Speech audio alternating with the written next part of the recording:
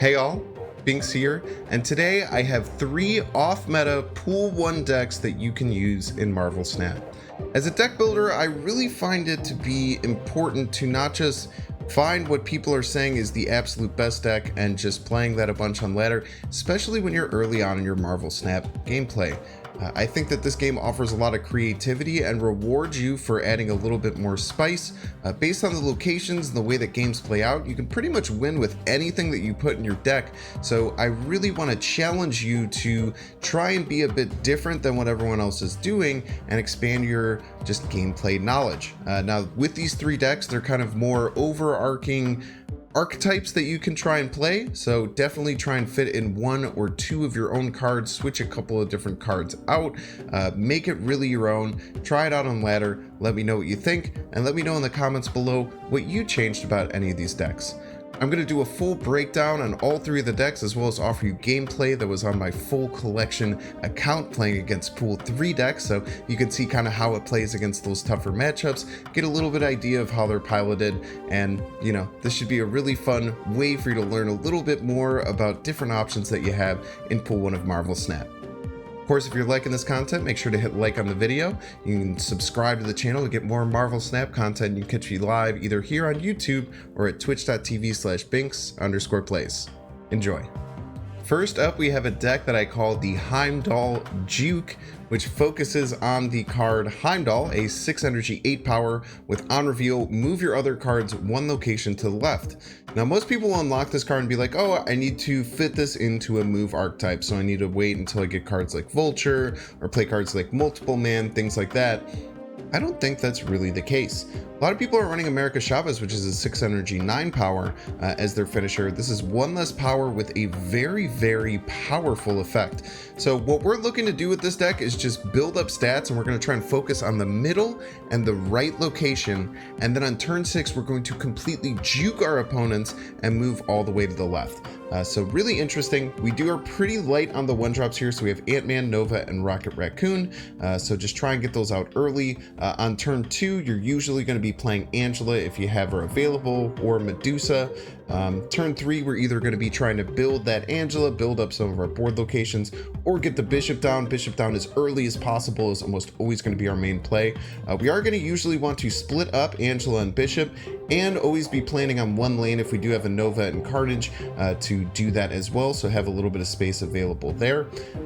On the 4-drop slot, we have Jessica Jones, a great play on 4, but we can also be feeding our Angela and Bishop with our lower costs.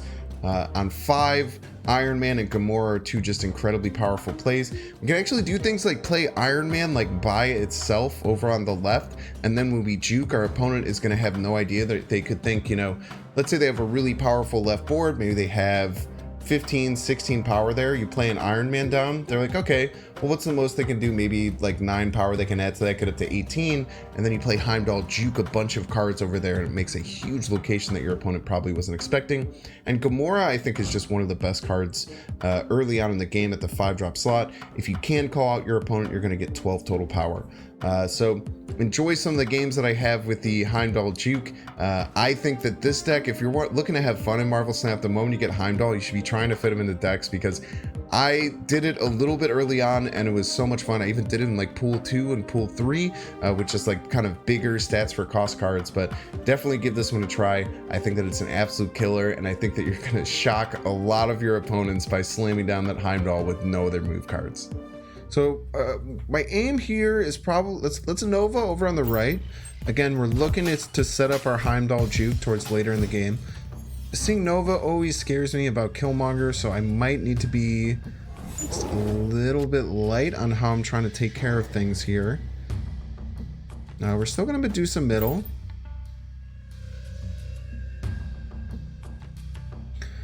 We might go really hard on the right side. We're hoping to get, okay, opponent plays out a Mysterio. Definitely expecting a Destruction style card over here on the left next turn. But we'll go ahead and get our Bishop settled. Titan's pretty nice if we do end up getting our Heimdall, which seems to be eluding us. We'll be able to play him over here on the right. And be able to squeeze in a 1-drop at the same time. Okay, so Monster Island's gone. We still have our Titans, so if we get Heimdall, which we do, we're gonna have a play for. So here's okay, so now I have basically the rest of my turns, right? On turn 4, I'm gonna play Jessica Jones. Turn 5, I'm gonna play Iron Man. And on turn 6, I'm gonna play Heimdall. There's a couple things I need to make sure of. I need to make sure that I'm gonna win over on the left when I move everything. So what I'm gonna aim for, the middle is probably gonna be the hardest because I'm moving this monster off of here. So I'm probably gonna be dropping Heimdall on the middle to move those over. And then I could squeeze Ant-Man in with it. We're gonna try and give on the right lane. I think we Jessica Jones middle. We're gonna Iron Man right, and then we're going to Ant-Man right, Heimdall middle, or maybe Ant-Man left, Heimdall middle. We'll get it worked out. We'll get the math worked out. But I think that this is going to be one of our best examples of how this Juke is going to get utilized. Playing rescue over on the right is great for us because we're actually not competing on that lane. Our opponent thinks that we're competing on that lane, and we're going to push them even farther with pushing Iron Man over here. And then we're gonna juke them out with the Heimdall and move everything over to the left.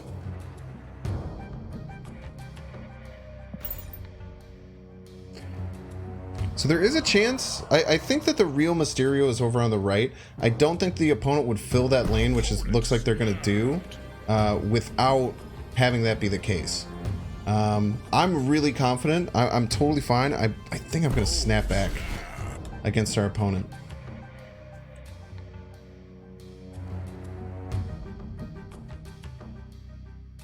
They could have like a lockdown style card. They play like Professor X. We're a little bit spooked, but we should still be totally fine. Thank you. They blew up my Nova for me. I wasn't going to be able to do that, so very nice of our opponent here.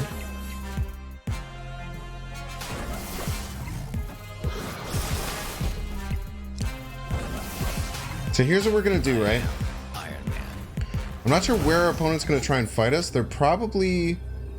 They might try and fight us here in the middle. So what we're going to do is we're going to Ant-Man over here on the left, and then we're going to Heimdall. Now what this is going to do is going to move Bishop up to 6 power. The Ant-Man's going to trigger, that's going to be 4 power. So we're going to have a ton of power here in the middle. And then we're going to swap this 24 power over to the left. So even if we lose here, this is just kind of like the idea. God damn it. Wait, no, it's still fine. It's still fine. This is why the Heimdall Juke is so sick. Look at this. They destroyed my big cards. I don't care. I don't need those cards. I'm going to send Medusa over there to beat you by 1 and move my whole right side over to finish it out. Even if they have the Mysterio in the middle, we're going to get the victory here. Wow. That is how you Heimdall Juke, baby. That's why you run Heimdall. Oh, man. Oh, that one's good. Our second deck for you today is going to be Klawnslaught. That is right, Klawnslaught. The beautiful combination of utilizing Claw, a 5 energy 4 power, ongoing, the location to the right has +6 power, and Onslaught, a 6 energy 7 power, ongoing, double your other ongoing effects at this location. So we're looking to set up a lane where we can utilize both Claw and Onslaught together. They're going to get 11 power in the lane that they're in and 12 power in the lane next to it. So a really cool way to spread out your power in different ways. Claw can be a great way to win places like Death's Domain and Sanctum Sanctorum, where it's hard to get your cards into there. A lot of different ways that we can win. So we have 4 different 1-drops here, so just for any 1-drops you can kind of mix and match what you throw in here. In the 2-drop slot we have Angela, which is just kind of a staple. Medusa, great just stats for cost that we can play in the middle. We're also going to use Scarlet Witch. Now Scarlet Witch is a card that looks middling, but you can throw this in literally any deck. 2 energy, 3 power, on reveal, replace this location with a random new one. Just helps you kind of reset one of these locations that might not even be like terrible for you, but you might notice is good for your opponent. You know, if your opponent has a lot of on reveal things, you see a Camartage, Scarlet Witch just shut that down for them. So Scarlet Witch can be fit into a lot of different decks. Going into our bigger drops, we have Mr. Fantastic, which also works great with Onslaught. Gonna aim for the middle location, but he's still okay on the left or the right, not too terrible. Adjacent locations have +2 power. Namor, which can go in your off lane. So Namor, a lot of people don't really think is that great, but for 4 energy, you're gonna get 10 power out of it if you're playing in an open lane. Even if your opponent can surpass it, maybe that's just a lane where you're gonna give up and you're just gonna invest 4 resources or 4 energy. Your opponent might have to invest more, and then you can use your resources to win the other 2 lanes. We have Blue Marvel, which is gonna be an alternate to playing Claw. Sometimes you're not just gonna get the Claw Onslaught Dream, so sometimes Blue Marvel can just be a great way to buff up your different 1-drops, drop the Onslaught on it to double that power. And of course, Claw and Onslaught, you're going to aim for either the left or the right or the middle lane, sorry, so that Claw's power can go off. And like I said, you just get a really nice split push. I think that Klawnslaught is awesome, and a lot of people aren't going to expect this, especially if you can do some sneaky Blue Marvel things. You know, you get a lot of 1 and 2 drops early, and then you end up playing Blue Marvel, and then Onslaught helps really get you close to winning a lane and giving +2 to the rest of your cards. So really, really cool deck. I hope you like these, and I hope you like saying the word Klawnslaught, because I just can't stop saying it. Dude, y'all just wait. Klawnslaught's about to take over the ladder. You guys aren't going to know what to do. You're going to be facing so much Klawnslaught. You're going to be putting Enchantress in every deck. People are going to see the power of Klawnslaught. People are going to see the power of Klawnslaught, and you're going to see it everywhere. Look at this. We got Angela with 3 1-drops. We're cracked. 14-12. Is that what I think it is?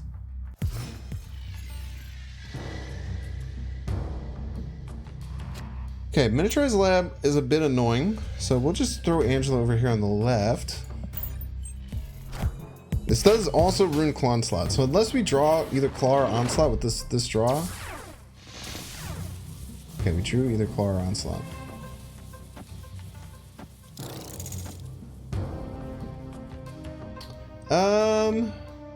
Should I just play all 3 there?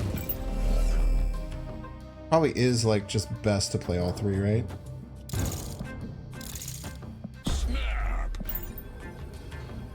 Is Klawnslaught on the Miniaturized Lab? Oh, you coward. Victory.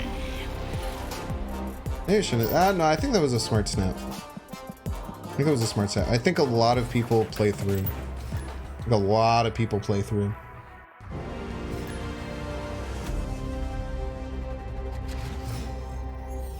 Rulissy, welcome to the stream. Let's get a little Korg action going.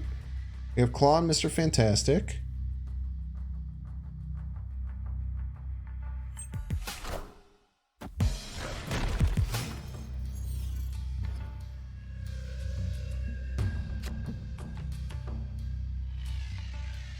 Scarlet Witch to turn off something if we want. I don't love Baxter building. Just get rid of Baxter building. One wants to try and fight us for Hollow. They can. I wouldn't recommend it though. Opponent is going to try and fight us for Hollow. That's surprising. Opponent's absolutely going to win there too if they would like. Super Flow.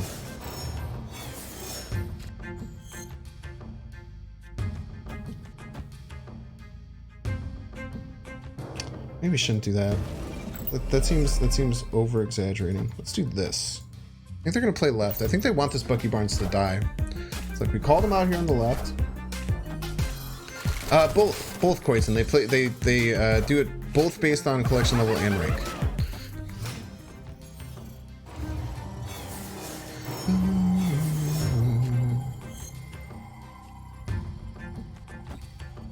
Law going over here on the right.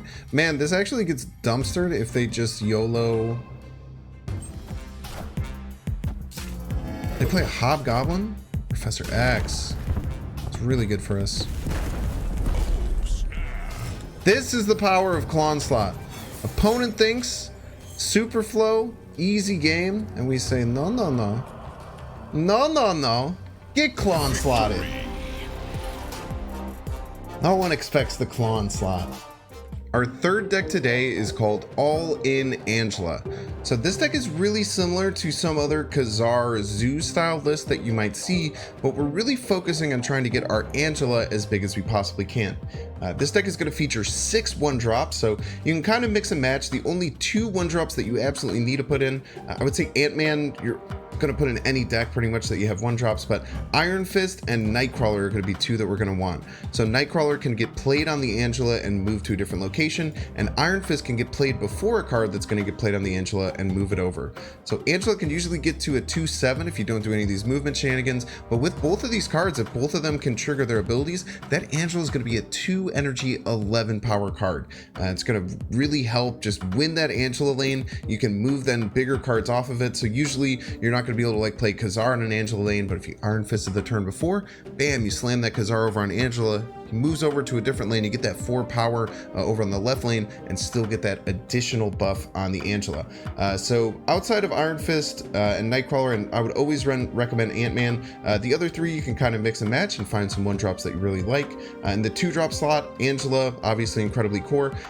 Lizard, because we're going to be doing some movement things with Iron Fist, I feel like we can find ways to put Lizard in one of our off lanes and get that full 5 power, because if our opponent's investing all 4 board slots to fight just a 5 power Lizard, we're going to feel pretty good about winning those other 2 lanes anyway. Bishop and Khazar, obviously in any list like this, Bishop and Khazar are going to be so important. So trying to get Bishop down on turn 3 whenever possible, trying to get Khazar down usually on turn 4. You can do him on turn 5 as well if you have better plays and you can make some things happen on turn 4.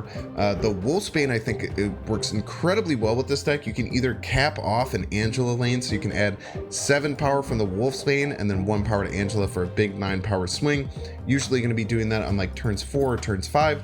And then this deck runs America Chavez. So America Chavez, you're always going to draw it on turn 6, but what it also does is it increases your chances of drawing all those other cards. Angela and Bishop, Khazar, all so key to make this deck work, so we want that little bit of extra chance to get those cards in before turn 6, and then we have America Chavez, which can just slam down and win us a different lane when we draw it every single time on turn 6. This is a cool different way to do Khazar Zoo. I think Khazar Zoo is generally just really great, but hopefully you can find some of these different ways to influence Angela and beat out your opponent in those Angela lanes, which are going to be fighting for a lot in Pool 1. So I'm thinking we're going to do Angela on 2, and then potentially we would just play all 3 of these cards into it on turn 3. So let's go ahead and do that. Let's look to get our Angela started early. Obviously not going to be able to do that now, but that's totally fine. We have an expansion there, so let's go ahead and just slam Angela over here on the right side. Next turn, maybe we're looking at like a Iron Fist and Rocket Raccoon. Hopefully we don't get anything that messes us up here. The super flow is a little bit rough. We might see a snap coming out from our opponent. It's pretty common.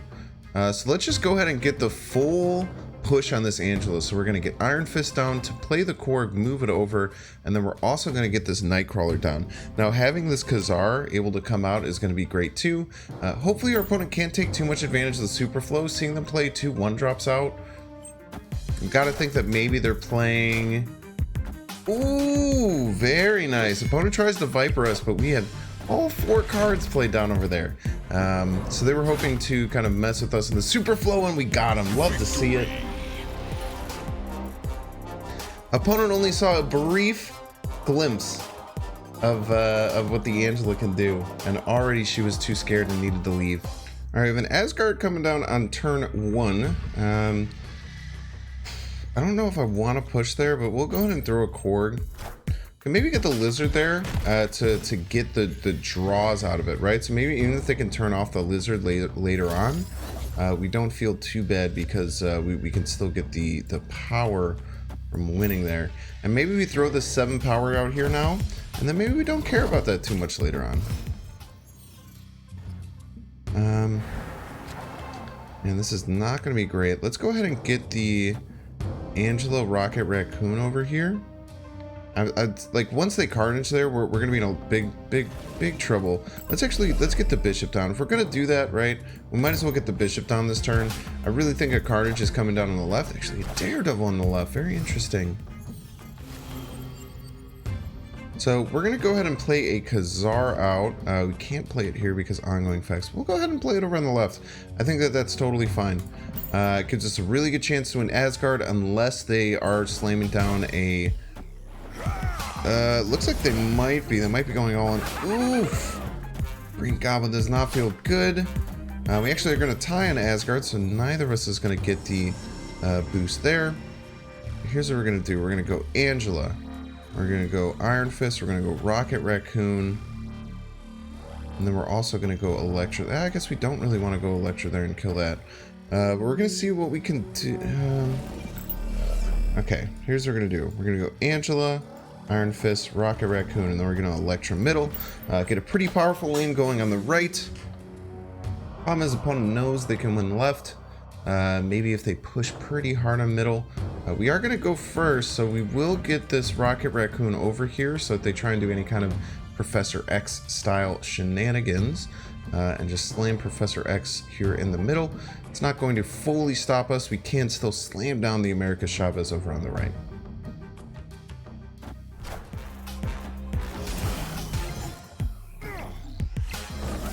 And we're going to see the Angela start to get a bit buffer here. Kevin Braswell, thanks for the sub on YouTube. They still played into this Rocket Raccoon, which is pretty surprising. Maybe a Hobgoblin's coming over here on the right, making me feel really bad. He plays armor over on the left. They were expecting a destroyer to come out. Man, I forgot that once they fill this up, the lizard's going to get turned off. Maybe I don't worry about that too much. Now, I kind of have a choice here of where I'm going to play. So, opponent is potentially playing a destroyer deck here. I can't imagine if we get up to 15 here, they do kind of have the choice, right?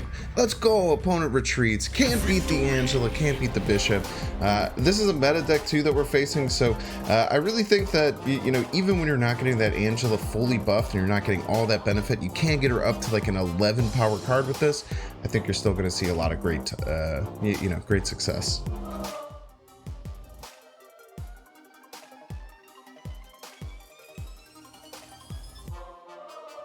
Make sure to subscribe.